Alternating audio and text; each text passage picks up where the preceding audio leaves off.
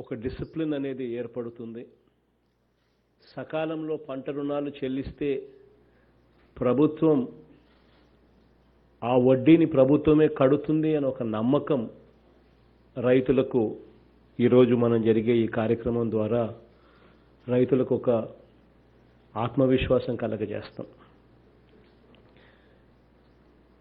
గతంలో ఇటువంటి కార్యక్రమాలు ఎప్పుడు కూడా ఇలా చేస్తే ఇలా మంచి జరుగుతుంది అని ఏ రోజు ఏ ప్రభుత్వం కూడా ఎప్పుడు రైతుకు ఒక భరోసా ఇచ్చింది లేదు. కానీ మొట్టమొదటిసారిగా ఈరోజు ప్రభుత్వం మీద ఒక క్రెడిబిలిటీ, ప్రభుత్వం ఏదైనా చెబితే చేస్తుంది, ప్రభుత్వం ఏదైనా మాటిస్తే నిలబడుతుంది, రైతులు ఈ మాదిరిగా చేస్తే రైతులకు మంచి జరుగుతుంది అన్న ఒక నమ్మకం ఈరోజు మనం ఇవ్వగలుగుతా ఉన్నాం ఈ ప్రోగ్రాం ద్వారా.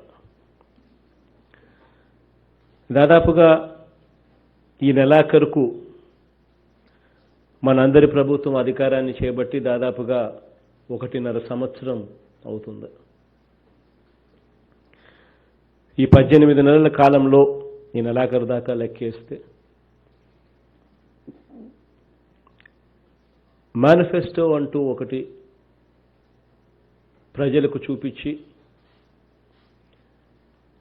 ఎన్నికల హామీలు ఒక పేపర్ మీద పెట్టి ప్రజల్లోకి వెళ్ళి ఎన్నికలు అయిపోయిన తర్వాత అవి చట్టబుట్టకు పరిమితం కాకుండా ఎన్నికల మేనిఫెస్టో, ఎన్నికల ప్రణాళిక, ఎన్నికల వేళ ఇచ్చిన లిఖితపూర్వకంగా ఇచ్చిన వాగ్దానాలు ఒక బైబిల్ గాను, ఒక ఖురాన్ గాను, ఒక భగవద్గీత గాను భావించి దాదాపు ఇప్పటికే 90% వాగ్దానాలు అమలు చేశాము అని చెప్పి కూడా సగర్వంగా చెప్పుకునే పరిస్థితి ఈరోజు కనిపిస్తూ ఉంది. మాటకు అంతగా కట్టుబడ్డాం కాబట్టే నా పాదయాత్ర ప్రారంభానికి 3 ఏళ్లైన సందర్భంగా రాష్ట్ర వ్యాప్తంగా ప్రజాప్రతినిధులంతా కూడా గర్వంగా ప్రజల్లోకి వెళ్ళగలుగుతూ ఉన్నారు. ఎన్నికల వాగ్దానాలన్నీ కూడా ఇవి మేము ఇచ్చిన వాగ్దానాలు, దాదాపుగా 90% అమలు చేయబడ్డాయి అని చెప్పి సగర్వంగా తలెత్తుకుని ప్రజాప్రతినిధులు ఈరోజు గ్రామాల్లోకి వెళ్ళగలుగుతూ ఉన్నారు. రైతులకు ఇచ్చిన ప్రతి ఒక్క హామీని కూడా నెరవేరుస్తున్నాం. అందులోనే భాగంగానే ఈరోజు వైఎస్ఆర్ 0 వడ్డీ పథకానికి ఈరోజు అమలుకు శ్రీకారం చుడతా ఉన్నాం.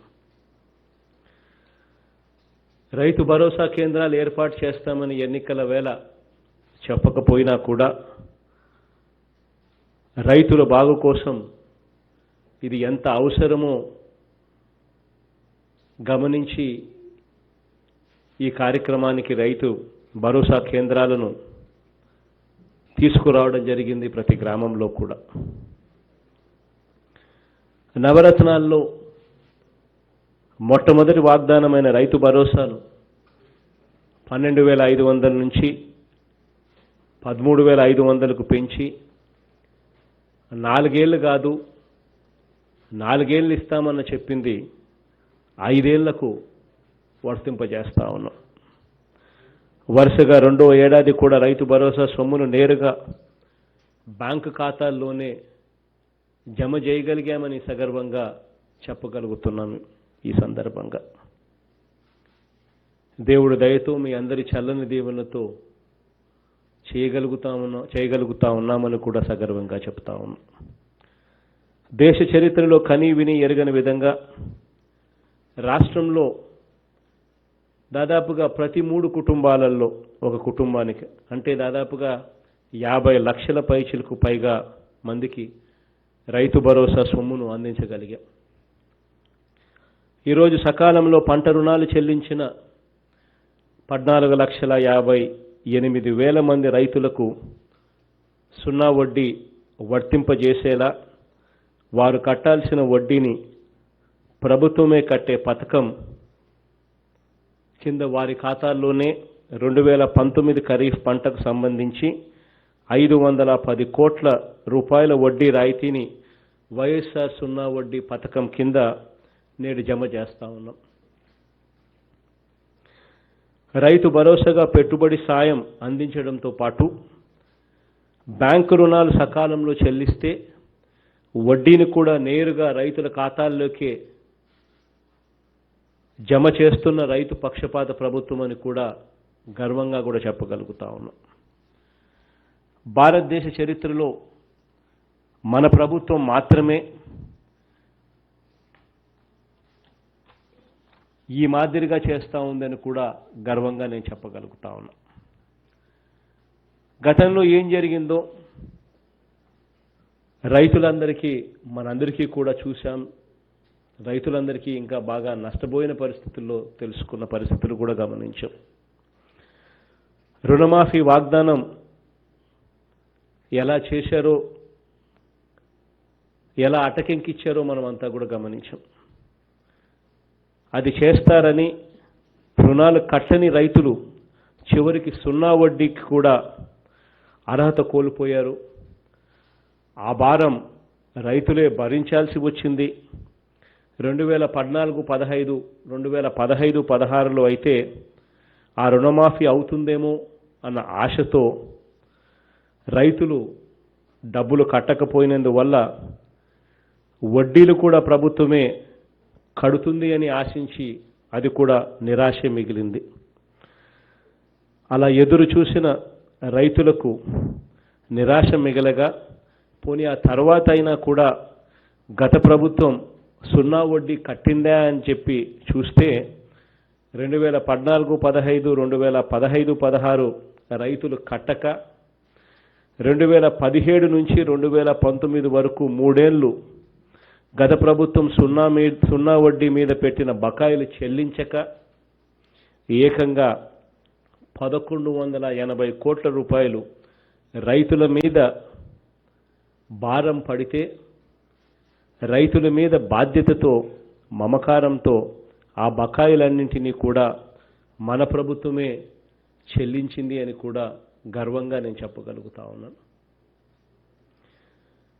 ఏ సీజన్లో జరిగిన పంట నష్టాలకు పరిహారాన్ని ఆ సీజన్ ముగిసేలోగానే ఇస్తాము అన్న మాటకు కట్టుబడి ఈ సంవత్సరం జూన్ నుంచి సెప్టెంబర్ వరకు వర్షాల వల్ల పంట నష్టమైన దాదాపుగా 166,000 మంది రైతు కుటుంబాలకు 135,73,00,000 పంట సహాయాన్ని ఇదివరకే అందించాం. అక్టోబర్లో కురిసిన వర్షాలకు, అంటే మొన్న నెలలో కురిసిన వర్షాలకు, అంటే గత నెలలో జరిగిన పంట నష్టానికి, గత నెలలో జరిగిన వర్షాలకు జరిగిన పంట నష్టానికి కూడా రైతులకు అక్షరాల 197,525 మంది రైతు కుటుంబాలకు 132 కోట్ల రూపాయల ఇన్పుట్ సబ్సిడీని ఈరోజే విడుదల చేస్తూ ఉన్నామని కూడా సగర్వంగా తెలియజేస్తా ఉన్నాను. 1,00,000 వరకు పంట రుణాలు తీసుకొని సకాలంలో చెల్లించిన రైతులందరికీ వైఎస్ఆర్ సున్నా వడ్డీ పథకం కింద పూర్తి వడ్డీ రాయితీని వర్తింపజేశాం. అర్హత ఉండి కూడా ఒకవేళ పొరపాటున వడ్డీ లేని రుణాలు తమకు అందలేదని రైతులు ఎవరైనా కూడా భావిస్తే రైతు భరోసా కేంద్రాలలో సంప్రదించవచ్చు. ఎవరూ కూడా కంగారు పడాల్సిన పని లేదు. అటువంటి పరిస్థితుల్లో ఏదైనా బ్యాంకుల ద్వారా ఏదైనా తప్పిదం జరిగినా కూడా ప్రభుత్వం కలగజేసుకుని బ్యాంకులతో మాట్లాడి సిచ్యువేషన్ రిపేర్ చేసి ప్రభుత్వం సహాయం అందిస్తుందని మరొక్కసారి కూడా తెలియజేస్తా ఉన్నాను. ఏ రైతుకైనా అటువంటి పరిస్థితి ఏదైనా ఉందనంటే లిస్టులు గ్రామ సెక్రటేరియట్లో రైతు భరోసా కేంద్రాల దగ్గరే డిస్ప్లే చేస్తారు సోషల్ ఆడిట్ కొరకు. ఆ లిస్టులు చూసుకోవచ్చు. ఇంకా ఎవరికైనా పొరపాటున మిస్ అయిపోయి ఉంటే కూడా గ్రామ రైతు భరోసా కేంద్రాల దగ్గర సంప్రదించవచ్చు, లేదా వాలంటీర్కైనా చెప్పొచ్చు. వాలంటీర్లు వెళ్ళి రైతు భరోసా కేంద్రాల ద్వారా మీ సమస్యను తీరుస్తారు. లేదా 155-251 టెలిఫోన్ నెంబర్కు ఫోన్ చేసి సంప్రదించవచ్చు. ఇవన్నీ కూడా, ఈ వెసులుబాట్లన్నీ కూడా ప్రభుత్వం కలగజేస్తూ ఉందని చెప్పి ప్రతి రైతన్నకు తెలియజేస్తూ ఉన్నా. ఎందుకనంటే మన ప్రభుత్వం ప్రతి పథకం కూడా అర్హత ఉండి ఏ ఒక్కరికి కూడా మిగిలిపోకూడదు అని చెప్పి ఆరాటపడే ప్రభుత్వం. అందులో భాగంగానే మీ అందరికీ కూడా తెలిసిన విషయమే, ఈ నెలలోనే దాదాపుగా ఒక వారం రోజుల పాటు గతంలో కూడా ఏదైతే మనం పథకాలు ప్రవేశపెట్టామో ఆ పథకాలన్నీ కూడా ఎవరైనా పొరపాటున అర్హత ఉండి కూడా అందని పరిస్థితి ఎవరికైనా ఉంటే ఇంకా ఒక నెల రోజుల పాటు గడువు ఇచ్చి వాళ్ళందరికీ కూడా వర్తింపజేశామన్న సంగతి మీరే చూశారు. ఈ నెలలోనే వారం రోజుల పాటు ఆ కార్యక్రమాన్ని జరిపాం. అదేవిధంగా ఇక్కడ కూడా ఏదైనా ఎవరికైనా పొరపాటునుంటే ఎవరూ కూడా కంగారు పడాల్సిన పని లేదు అని చెప్పి మరొక్కసారి తెలియజేస్తా ఉన్నా. ప్రతి రైతన్నకు కూడా నేను ఈ సందర్భంగా తెలియజేస్తా ఉన్నా, ఇది రైతు పక్షపాత ప్రభుత్వం అన్నది ప్రతి ఒక్కరూ కూడా గుర్తుపెట్టుకోమని అడుగుతా ఉన్నా. ఈరోజు ఈ ముఖ్యమంత్రి స్థానంలో మీ బిడ్డే కూర్చొని ఉన్నాడు. ఏ ఒక్కరికి కూడా అన్యాయం జరగదు, మంచి జరుగుతుందని మరొక్కసారి మనస్ఫూర్తిగా చెప్తా ఉన్నా. విత్తనం నుంచి అమ్మకం వరకు ప్రతి దశలోనూ రైతుకు తోడుగా అండగా నిలబడేందుకే దాదాపుగా 10,641 రైతు భరోసా కేంద్రాలను ఏర్పాటు చేస్తూ ఉన్నాం. వీటికి సంబంధించి మన గ్రామాలలో పక్కా బిల్డింగులు కూడా నిర్మాణం కూడా మీ కళ్ళ ఎదుటినే కూడా కనిపిస్తూ ఉంది. రాష్ట్ర వ్యాప్తంగా పేద రైతులకు అందరికీ అండగా ప్రతి నియోజకవర్గంలోనూ రైతులకు ఉచితంగా వైఎస్ఆర్ జలకళ కార్యక్రమం ద్వారా బోర్లు వేయించే కార్యక్రమం కూడా ప్రారంభమైంది అని కూడా గర్వంగా ఈ సందర్భంగా తెలియజేస్తా ఉన్నాను. ఎవరికైనా వారికి సంబంధించి మోటార్లు కూడా ఉచితంగా అందించబోతున్న ప్రభుత్వం కూడా మనది అని చెప్పి కూడా ఈ సందర్భంగా తెలియజేస్తా ఉన్నా. గత ప్రభుత్వం ఉచిత విద్యుత్తుకు చెల్లించకుండా పెట్టిన 8,655 కోట్ల బకాయిల్ని చెల్లించిన ప్రభుత్వం కూడా మనదే అని గర్వంగా కూడా ఈ సందర్భంగా తెలియజేస్తా ఉన్నాను. ధాన్యం సేకరణ బకాయిలు గత ప్రభుత్వం 960 కోట్ల రూపాయలు పెట్టిపోతే విత్తనాల సబ్సిడీ కింద మన ప్రభుత్వం వచ్చే నాటికి గత ప్రభుత్వం చెల్లించకుండా వదిలేసిన మరో 384 కోట్ల రూపాయలు బకాయిలుగా వదిలేసిపోతే రైతులకు వడ్డీ లేని రుణాల కింద చెల్లించాల్సి ఉన్న 1,180 కోట్ల రూపాయలు వదిలేసి వెళ్ళిపోతే ప్రభుత్వం రైతులకు కట్టకుండా ఇవన్నీ కూడా మీ బిడ్డగా రైతుల పక్షపాతిగా ఇవన్నీ కూడా ఈ బకాయిలన్నీ కూడా మన ప్రభుత్వమే చెల్లించింది అని చెప్పి కూడా సగర్వంగా ఈ సందర్భంగా తెలియజేస్తా ఉన్నాను.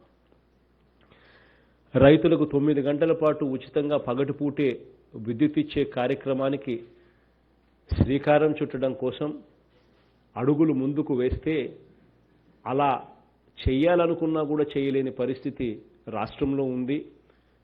కేవలం 58% ఫీడర్లలో మాత్రమే పగటిపూట 9 గంటల పాటు ఉచితంగా విద్యుత్ ఇచ్చే పరిస్థితి ఉంది.